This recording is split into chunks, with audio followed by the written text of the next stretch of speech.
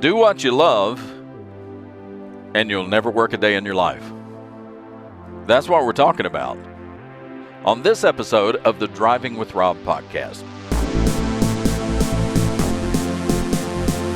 I looked it up to see who is credited with that saying, do what you love and you'll never work a day in your life. Apparently it was Confucius, or that seems to be the general consensus anyway, that Confucius said, do what you love and you'll never work a day in your life. And from time to time, you'll run into people, mainly professional people, business people, doctors, that kind of people, who will say, I love what I do. Caregivers will say, I love what I do. Teachers will say they love what they do. But you don't run into a lot of factory workers, people in manufacturing, who will say they love what they do. Work is work. Play is play. That's why they call it work. That's why they call it play. Because they're different. There used to be an old TV show back in the 50s, I think it was, called Dobie Gillis.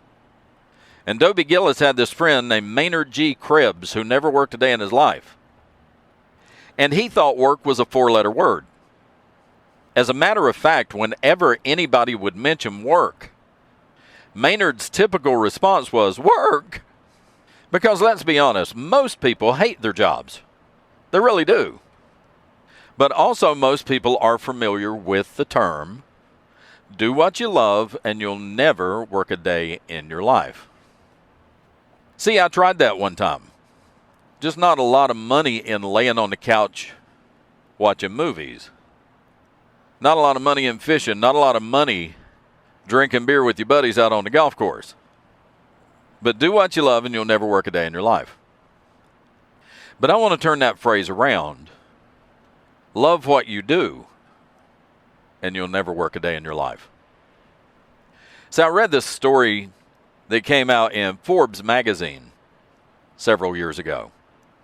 And it was along this same theme of do what you love, but it was a person who learned how to love what they do. See, it seems there was this company who wanted to reduce its carbon footprint. So they instituted a very aggressive recycling program. And they put this lady in charge of it. And basically told her, your goal is to reduce our waste going to the landfill by 20%. Well, I think this lady actually ended up reducing waste by 70%. And they asked her, how did you do it? Because the upper management thought it was going to be a real challenge for anybody to reduce waste by 20%. She reduced it by 70%. So it got the attention of upper management. They wanted to know, how did she do it? Because the upper management had no idea how to do it. They just knew they wanted to get it done, and they put somebody else in charge of it, which is typically what managers do. Well, as the interview went, they talked to this lady about how she did it. And she said it occurred to her while she was watching a documentary on building the Great Wall of China. The Great Wall of China, I think, was built over 1,000 years ago, if I'm not mistaken. And the Great Wall of China is one of these things where people just step back and say, how did they do it? You can see the Great Wall of China from space. In a time when there was no motorized equipment, you didn't have earth movers, no kind of mechanized construction equipment at all. But they built one of the 7 wonders of the world, the Great Wall of China. How did they do it?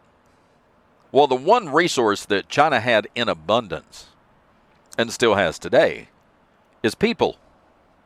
There were lots of people. And if you had put one person, or maybe one person in charge of a crew, to try to build the Great Wall of China, it would have taken you hundreds of years. Many generations. But you take 1 million people carrying bricks, and it goes up a lot faster. So this lady in charge of the recycling had an epiphany and realized that if she wanted to meet this goal of reducing waste, she had to get everybody involved in reducing waste. It was too big a job for her. She couldn't do it, and she realized she couldn't do it. But if she got everybody excited about it and got everybody on board with it, then she had a lot of helpers. So she decided that the best way to reduce waste was not only to put out recycling bins, and was to not only make people aware of what she was trying to do or what the company was trying to do. She had to get them excited about recycling. She had to get her coworkers on board with the concept that it wasn't her that was doing the recycling, and it wasn't the company who was trying to reduce waste. It's something we need to do. So she became the champion and the cheerleader for this cause of reducing waste and instituting a recycling program. So she began to interact with her coworkers in a way that she never had. She talked to them individually and said, "How can I help you to meet this goal? Why are we not doing it? And what can I do to help you do it?" And she approached it from the aspect of, I'm going to help somebody else. And she found that once she started to help other people, then other people were much more receptive to the idea of helping her. So she began to look at this recycling plan and waste reduction plan as a way of serving others. She found a way to love what she was doing, and it became doing what she loves. And the thing that struck me was the fact that her epiphany was not only getting people on board with it, but the way she was getting people on board with it was she was serving them. That the way to get other people to help her was to help other people. And it all goes back to the golden rule, which I have quoted so many times in this podcast: do unto others as you would have them do unto you.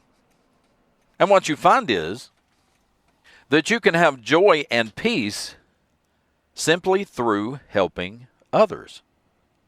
And this is what she found. That once she started to help others, then she got help. And she learned to love what she did. So the moral to this story is, do what you love, and you'll never work a day in your life. But the way to do what you love is to learn to love what you do. And that's going to do it for this episode of the podcast. I appreciate you listening. Thanks for downloading. Leave me a comment. Share it with friends. Share it on Facebook. Share it on Twitter. And I'll talk to you next time. Bye now.